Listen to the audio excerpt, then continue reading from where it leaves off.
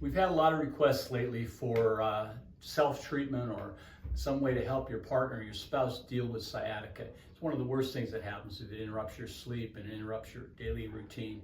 Sciatica is the sciatic nerve, first of all, involves the last two nerve roots from the fourth and fifth lumbar spine and the upper three of the sacral. They join and they come out through this little notch. So let's get to work here and see what we can do to deactivate or to calm that nerve pain down.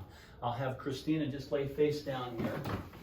And the first thing we're going to do is we're going to use her tailbone and come across towards the hip and go on an angle like this, and we're going to be going right over what's known as the piriformis muscle. It's a rotator muscle of the hip, and I'm going to work from the inside to the outside of her hip, bend her knee up like this. For people that have knee replacements or arthritic knees, you've got to be careful. I tend to put the foot against my thigh, and I can guide her leg into internal rotation here. And as I do that, I work along the muscles to the outside of the hip, compressing as I go. And Christina, you can help and you can push a little bit in there. It's all about the tolerance of the individual. Some people screaming in sciatica will not be able to handle much pressure, and they certainly might not handle much torque here.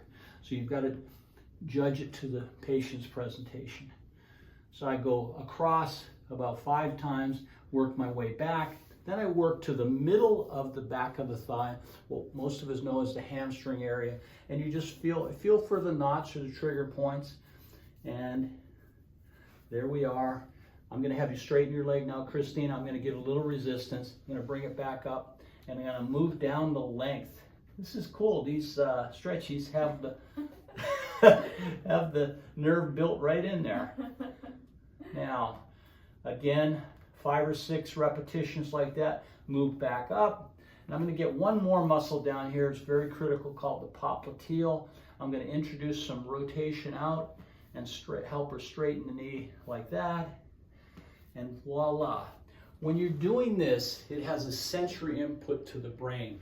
It's sending messages back to the brain, which then affects the way the impulses are going back to the muscles that the sciatic nerve innervates.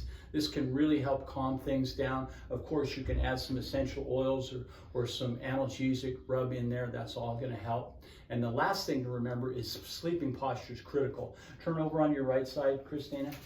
Usually you keep the sciatic side up, and you make sure that you have 1 pillow, maybe 2 pillows. The trick is to keep the knee and the hip at the same height. And you want to introduce a little bit of natural curve to the spine. You don't want to sleep with that inflection all night. That's a misnomer, that fetal position. That'll actually feed into the sciatica sometimes. Give it a try.